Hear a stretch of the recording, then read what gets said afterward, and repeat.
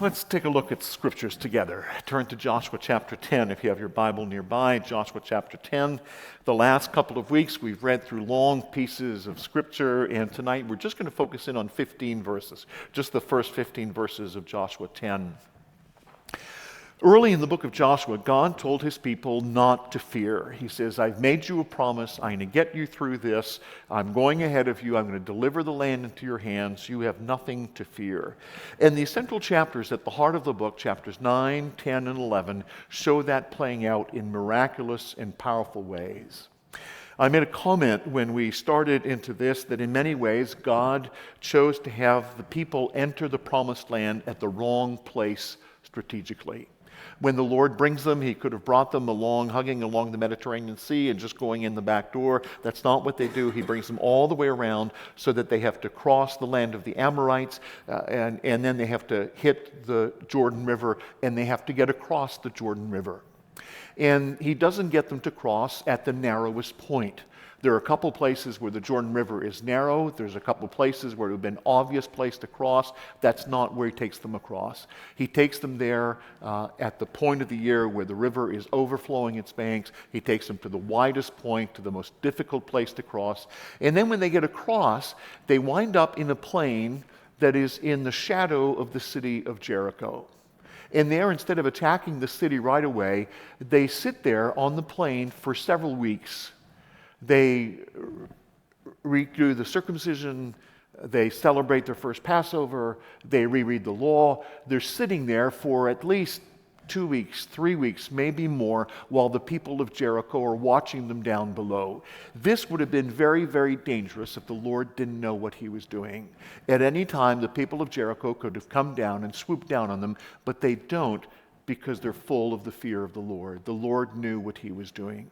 And so when they're ready, they go to the city of Jericho, they walk around the city of Jericho, the walls collapse. And now they've got a challenge because they've got to penetrate further into the land. And the spot where they are opens into a valley. It's a fairly narrow valley that will take them right through into the middle of the land. This valley, in fact, separates the country from north and south. And as they go into this narrow valley, it's going to be a dangerous couple of weeks because at any point, the enemies around them from the heights can swoop down and attack them from above. It was not a great strategic route to take because they're in danger. But they head into this valley, the Lord leads ahead of them, and they come to the cities of Ai. They had a challenge there. They eventually conquer Ai. They conquer the city of Bethel, and they push in through the valley.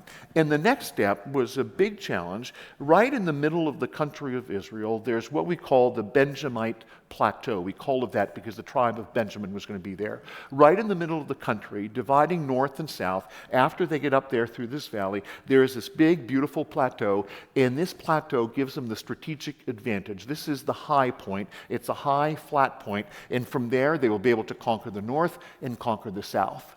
But they need to get up to that plateau, and there's a city that stands in the way at the top of the mountain pass. Just as you're about to round the ledge and get up to the plateau, there's the city of Gibeon. Now, the Lord dealt with that in an interesting way. If you thought it was hard to get through the fortified city of Jericho, the city of Gibeon would have been worse. It's at the top of a long mountain pass. You have to come up steep banks to get to the city of Gibeon. But the Lord has a plan. And for really silly strategic reasons, the king of Gibeon, instead of staying in his fortified city where he has an advantage, comes out of his city and he comes and offers a peace treaty to the people of Israel. You remember the story last week. The Gibeonites came, they told a lie, they deceived them, and they make a peace treaty with Israel. And so here they are. This would have been the city that would have been almost virtually impossible militarily to attack, to take down, and to overcome. But the Lord brings them out of the city pleading for peace terms. And by the time chapter 9 is done, the Gibeonites, who had this great military strategic advantage, have become servants and allies of the children of Israel. But that doesn't sit well with the surrounding people. Once you get to this Benjamite plateau, from there's a problem to the south. There are 4 large cities, including the city of Jerusalem. And those are the next big military obstacles you have to overcome. Again, if Israel was to face off against the city of Jerusalem from a military perspective, it would have been very hard to do. Jerusalem is set on a hill. It's set on Mount Zion. It's a fortified city. It would have been very hard to get through those walls. But the king of Jerusalem decides he's going to leave the fortified city and he's going to go on the attack. And he decides to attack Gibeon. And there's a reason for this. Gibeon, that city, is sitting right there at the edge of that plateau. And they know that if the Gibeonites are allied to Israel, they'll let them right up and through into the plateau. And they can't let that happen. Militarily, strategically, they can't let Israel get past Gibeon. And so they swoop in and they attack Gibeon.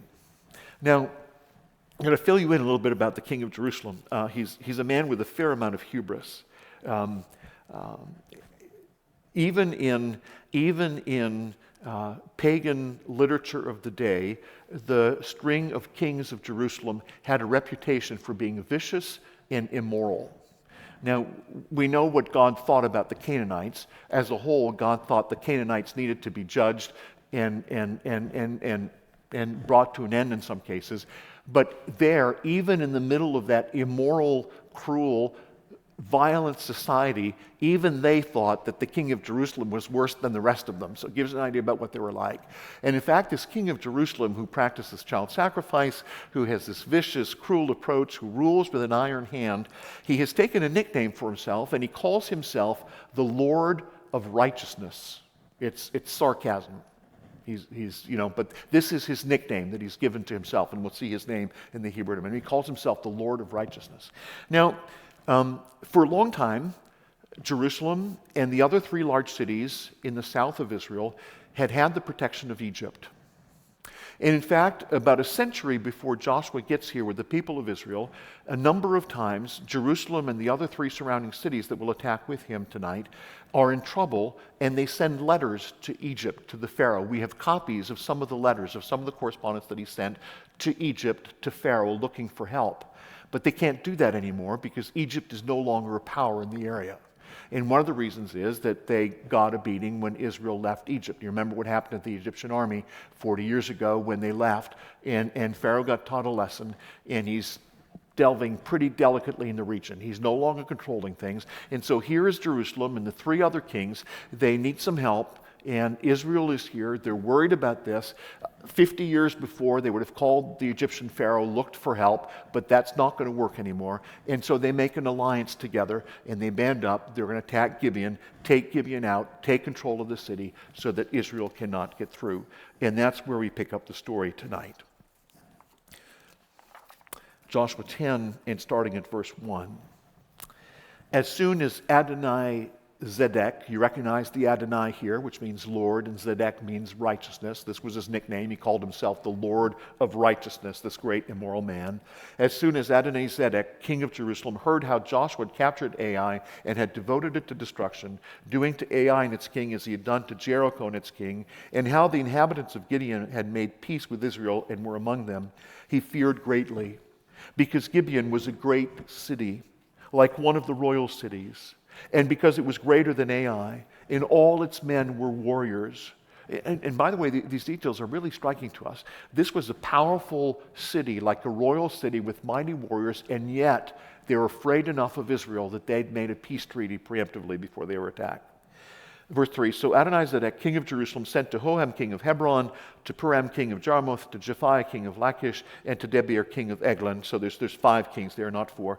Come up to me and help me. Let us strike Gibeon, for it has made peace with Joshua and with the people of Israel. Then the 5 kings of the Amorites, the king of Jerusalem, the king of Hebron, the king of Jarmuth, the king of Lachish, and the king of Eglon gathered their forces and went up with all their armies and encamped against Gibeon and made war against it. Now, this, of course, is going to be a test of the peace treaty that was made in chapter 9 between Gibeon and Israel. Several of the reformers and early biblical commentators draw interesting parallels here. Ridley notes that when you change sides, when you change allegiance, when you abandon the side of evil and you line yourself up with the people of God, you always attract attention from your former buddies on the powers of evil. When you change your uniform, When you go from one side to the other, the bad guys that you used to hang around with are never happy about your choice. And it's not long before they try and give it to you. So when Gibeon made this decision to side with God, it was only a matter of time before her former friends turned against her. And so Gibeon sends a distress message to Joshua. Verse 6, and the men of Gibeon sent to Joshua at the camp in Gilgal, saying, do not relax your hand from your servants. Come up to us quickly and save us and help us, for all the kings of the Amorites who dwell in the hill country are gathered against us. This distress letter is almost as brief as the distress letter that the Jerusalem king has sent out to his buddies. 4 phrases. He asks them to come. He wants to make sure he gets the message. Don't relax your hand. Come up to us quickly. Save us. Help us. This is, if it this been any briefer, it would have been SOS in Morse code. Get here now. We're in trouble. And now this raises a number of important questions for Joshua. A couple of commentators, including the reformers, wonder whether maybe this attack by the Amorite kings is the Lord punishing the Gibeonites for their deception. And there's actually a couple of commentators in the strong Christian tradition who suggest that Joshua should have stood back and let the Gibeonites get what was coming to them because they had deceived them. Now, the other challenge that Joshua has, you remember the leaders, without consulting God, they made this peace treaty with the Gibeonites, and then the next morning when they discovered that they'd been deceived, that the Gibeonites were living just 3 days' journey away, the people get upset at Joshua, and they're ready to attack the Gibeonites. So now here's Joshua. He's now going to ask the same people who were upset at the peace treaty with the Gibeonites, he's going to ask them, okay, I now need you to take up your swords and come with me. We're not going to fight against the Gibeonites. We're going to go and defend them. It's a pretty hard sell. I don't know how he convinced them, but they follow. And we're going to see how much Joshua is a man of his word. When you make a promise, what really tests whether you're a man of your word is not when it's easy to keep your promise. The real test of how much your word is worth is when it costs you, when it risks you. Are you willing to put your life in danger for a promise that you made? It's very significant that this is one of the moments that the Lord steps in to tell Joshua, Joshua, you're doing the right thing. Verse 7. So Joshua went up from Gilgal, he and all the people of war with him, and all the mighty men of valor. And the Lord said to Joshua, we've heard these words of Joshua before. Joshua needs to hear them again tonight. Do not fear them, for I have given them into your hands. Not a man of them shall stand before you. So Joshua came upon them suddenly, having marched up all night from Gilgal. He's a pretty wise strategist. And the Lord threw them into a panic before Israel, who struck them with a great blow at Gibeon, and chased them by the way of the ascent of Beth-horon, struck them as far as Ekah and Mikkedah. And as they fled before Israel, while they were going down the ascent of Beth-horon, the Lord threw down large stones from heaven on them as far as Azekah, and they died. There were more who died because of the hailstones than the sons of Israel killed with the sword. God said, don't worry, I've got this. I'll take care of them. And he takes them out with hailstorms. Now, this is one of these moments again. Why did the Israelites succeed? Was it because Joshua was wise? Was it because Joshua made the right decision to attack when he did, to march all night and surprise them early in the morning and have the impact of the surprise? Was it because the Lord sowed panic among them like the Lord did among the troops of the Egyptians at the Red Sea? And then as they cut and run, the Lord sends down these great hailstones that eventually kill more of the Amorites than are killed by the sword.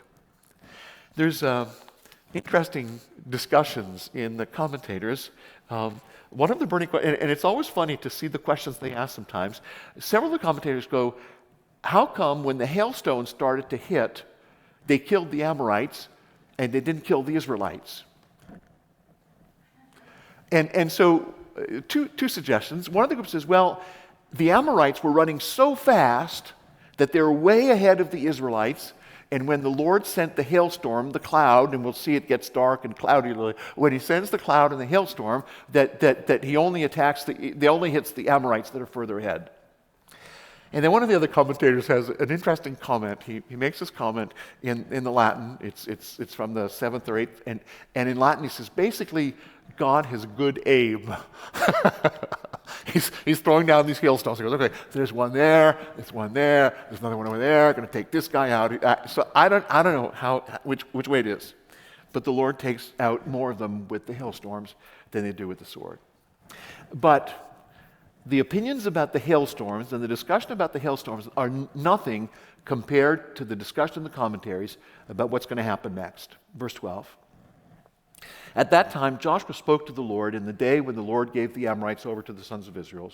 And he said in the sight of Israel, sun stand still at Gibeon, and moon in the valley of Ajalon. And the sun stood still, and the moon stopped, until the nation took vengeance on their enemies. Is this not written in the book of Jashar? The sun stopped in the midst of heaven and did not hurry to set for about a whole day. There has been no day like it before or since, when the Lord heeded the voice of a man, for the Lord fought for Israel. So Joshua returned, and all Israel with him, to the camp at Gilgal. All Israel, there was not a single casualty. They all returned alive from the battle. This is the word of the Lord. Thanks be to God. Well, in many ways, this is a difficult passage that has caused a lot of ink to flow. It's not because it's hard to understand what it says. That's relatively clear, though we'll see some debate in a minute. When the Vatican had its debate with Copernicus, you remember Copernicus thought he'd figured out that the sun was at the center of the solar system and not the earth. When Copernicus first published his findings, there was a lot of debate back and forth, and one of the reasons was that Copernicus was really sloppy with his research, and he miscalculated and misread and mismeasured. And so when the astronomers from the Vatican first read Copernicus's first findings in his first published editions, they're full of mistakes because Copernicus was a little too quick to publish, and so the Vatican astronomers at first says, Copernicus, go back and do your homework. Your math doesn't add up. And so Copernicus goes back and does his math. And eventually when it comes out, when the Vatican eventually refuses Copernicus's explanation that the sun is at the center of the solar system, the verse on which they base the refusal to accept his explanation is this one. In the final text of indictment against Copernicus, where the Vatican says, no, the earth is at the center, they point to this text. They say in Joshua 10, it says the sun stopped. Not the earth stopped, the sun stopped. We understand, of course, that the Bible uses what we call phenomenal language. It describes things the way we see them, with the common expressions we use, without necessarily making a scientific comment about them. And in day-to-day language, we talk about the sun rising and the sun setting. We know that that's not the way it works, but that's the expression in the common language. The Psalms and other texts regularly speaks of sunrise and sunsets and other things in terms of the way they appear. But what is it exactly that happened here? We all understand the implications. The implications of this literally happening would be huge. It would essentially require that the earth stop spinning. For the sun to stay still in the sky, the earth would have to stop spinning. Now, it's the Earth's spin on its orbit that gives us gravity and other wonderful things that we've gotten used to, and natural forces at work. There's a host of complications that come from this. And so from the early church fathers through the Reformation scholars to our day, the explanations for what exactly happened fall into 5 categories. There's quite a few who take their cue from the fact that Joshua recites a poem. They suggest that Joshua kind of made the prayer we often make. You get to the end of the workday, and there's a bunch of stuff you need to finish before the end of the day because you've got a deadline tomorrow for an exam or for an assignment that's due at work, and you kind of pray, God, just give me another few minutes. Just give me another hour. Like we just kind of want God to stretch the day or make our work more productive. And so quite a number suggest that essentially what Joshua says is, God, just let me get this job done before the sun goes down. It's figurative, it's poetry, and that's what he's asking God. There's a second group of explanation that have suggested that there was some event that prolonged the sunlight. Occasionally, you get very reflective cloud formations at the end of the day. As the sun's going down, you hit a cloud formation on the horizon that reflects the sun's ray, and so for 20 minutes or half an hour or two after the sun has actually disappeared below the horizon, you can still see the distant glow of the sun, and so some suggest this is what happened. God did this. He sort of gave them a few more hours of daylight by, making the cloud cover in a particular way, and as they're going down this valley, it happens sometimes. You're driving down a valley, and as the sun's going down, you can see the sun's light still sort of coming through the trees in the valley, and maybe something like this happened. And maybe this is at a time of the month when the moon comes low on the horizon, and you get that big reflective moon that gives you the light from the sun. So there's a group who say that this is what's going on. There's a third group that does something interesting to the Hebrew word. The Hebrew word that's used to say that the sun continued to shine, it uses a strange word in the Hebrew. It's the word that's used sometimes for going quiet. The same word in the Hebrew that's used for something going still is the same word that's sometimes used for something going quiet. And they suggest that what happened actually is not that the sun stood still, but that the sun went quiet. And they suggest that there was a lunar eclipse. Not more sunlight, but less sunlight and a corona effect.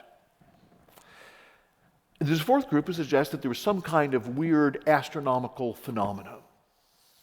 Remember the impact that the Star of the Magi had. The astronomers, they're looking at the sky, they're superstitious, they see something happening in the sky, and they suggest God did something, the star, bright star, planet Venus, low on the horizon. And then, of course, the fifth possibility is the most obvious explanation, that the earth actually physically stopped moving. Traditionally, this is what it's been assumed, that God performed this colossal miracle on this day. And this is the interpretation that has long been preferred by Christian and Jewish interpreters, Augustine, Jerome, Luther, Calvin, and a solid stream of rabbinical tradition has said, no, this is what happened. The sun stopped in the sky. The earth stopped its rotation. Strikingly, the historian Josephus, in his writings, affirms this additional day, that the day stretched one day became 2 days. There's a difficult fact that no other civilizations actually record this happening. You would think that if there was this weird day that instead of being 24 hours was, 36 or 48 hours with 30 hours of sunlight in the middle, that somebody else would have been written about it. But the fact is that at this time, nobody else is really keeping these kinds of accurate records. So the fact that nobody else mentions it is not necessarily a problem. Now, unhelpfully, there are several Christian urban legends that have arisen to try to justify this. And they continue to spread on the internet now that the internet is this free-for-all. There are actually two astronomically problematic points in the Old Testament.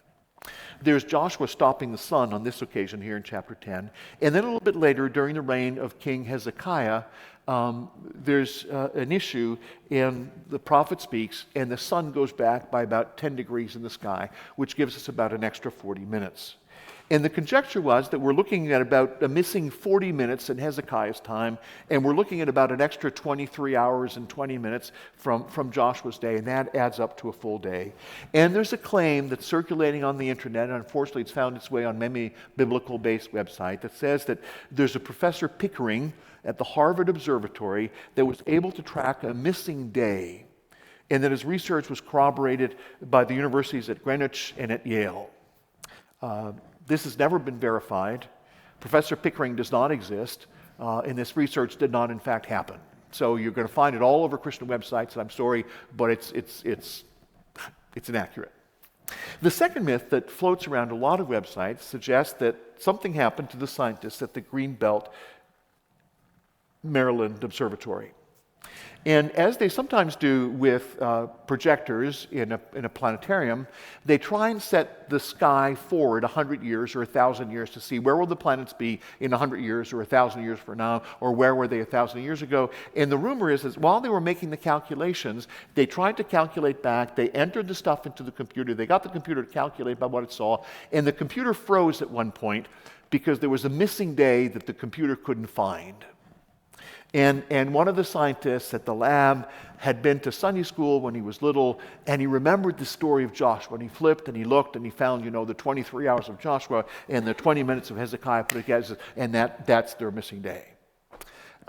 Neither of these stories are credible, neither of these stories happened, and yet they keep traveling on Christian websites to prove that what happened in Joshua's day happened. That being said, be cautious what you read. We can't rule out the traditional literal interpretation. Yes, it would have required a miracle of colossal magnitude, a miracle that's hard to get our head around. It requires that God would have stopped the earth's rotation, but surely a God who can stop the earth's rotation would be powerful enough to also deal with the consequences of the earth's rotation stopping. After all, he's the one who set it spinning in the first place, right? Stopping it and restarting it again should be no problem for him. So what's the take home? What do we do with this, with Joshua praying and asking the sun to stop? Conrad Pelikan, the German reformer, very helpfully says, don't take a cue from Joshua. If you get to the end of the day and you still have work to do, don't try this at home. Don't ask God to stop the sun because you need an extra 2 hours to study for an exam, or you need an extra day to meet that deadline at work. One of the strangest bits of reading that comes out of this, from one of the reformers who was very, very strong on the Sabbath, who was trying to figure out how the Sabbath went from Saturday to Sunday. And he reads this text and he suggests that there is the missing day. So on this day, God added an extra day, and that's how God miraculously took the Sabbath from Saturday to Sunday. And that's why we Christians have to respect the full Sabbath on Sunday, because God jumped ahead with the full day in Joshua's time by holding the sun still. But the funniest thing, and I don't know if you caught this, the funniest thing is that when the writer concludes the story, and he says, this was a very unusual day. And he says, there's never been another day like this ever before or ever again. And you think you know what he's going to say, right? You think he's going to say, this was a very unusual day because on this day the sun stood still. That's not what he says. He says, this was a very unusual day because on this day, God listened to the voice of a man. Interesting. The writer of Joshua says, the most unusual thing about this day is not the fact that the sun stood still. It's the fact that man of faith prayed and was granted this. Now, he actually says that God listened to the voice of a man. Now, you think for a minute, you go, wait. This happens all the time. There's all the time in the Old Testament, God answers prayer. In the New Testament, God answers prayer all the time. But actually, the Hebrew word that he uses is really, it's only used 3 times. There's dozens and hundreds of times where we're told that God answered a prayer, where we're told that God granted somebody a request they made in prayer. It happens all over the Old Testament. But there's only 3 times where the Old Testament explicitly says that God listened to the voice of a man. In Numbers 21, when the children of Israel approach and they face their first big battle, and the children of Israel, we're told, pleaded to God, we're about to be attacked, save us. The king of Arad is attacking, Numbers 21. And the text says, the Lord heeded the voice of the people, and he gave over the Canaanites into their hands. He listened to the voice of the people, and he obeyed the cries of their people. There's another time that it's used. In 1 Kings 17, Elijah, you're not surprised it's Elijah, the man knew how to pray. Elijah arrives, and there's a widow who's taking care of him, and the widow's son gets sick and dies. And there, when the prophet Elijah prays to God to heal the widow's son, he doesn't just plead. The text suggests that he tells God. The prayer is so insistent that he almost orders God, and the text says, again, God obeyed his prayer. God heeded the words of Elijah to raise the widow's son from the dead.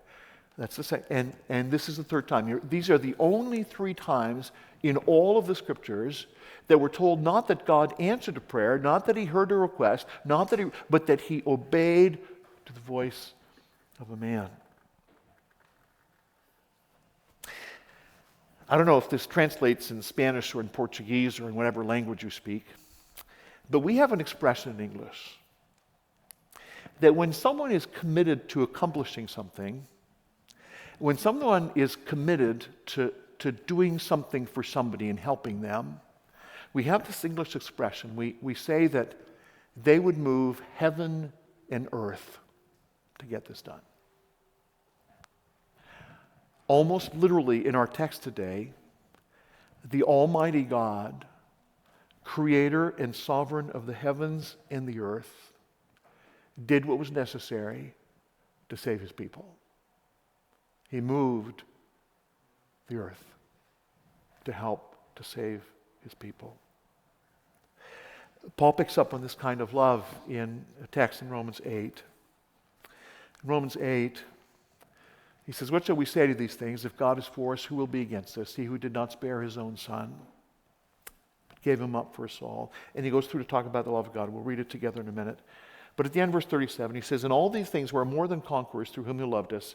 He says, "I'm sure that neither death, nor life, nor angels, nor rulers, nor things present, nor things to come, nor powers, nor height, nor depth, nor anything else in all creation will be able to separate us from the love of God in Christ Jesus our Lord." For reasons that we cannot understand, when God has set his love on his people, nothing will stop him. Nothing will come in his way. He will literally move heaven and earth. He will literally come to earth in the person of his Son and not spare his Son. This is God's love and God's care for his people. This colossal, unbelievable, hard to explain miracle. That's what he did. This is his love and his care for his people. He had made a promise, and he was going to fulfill it no matter what it took. This is our love. This is his love for us.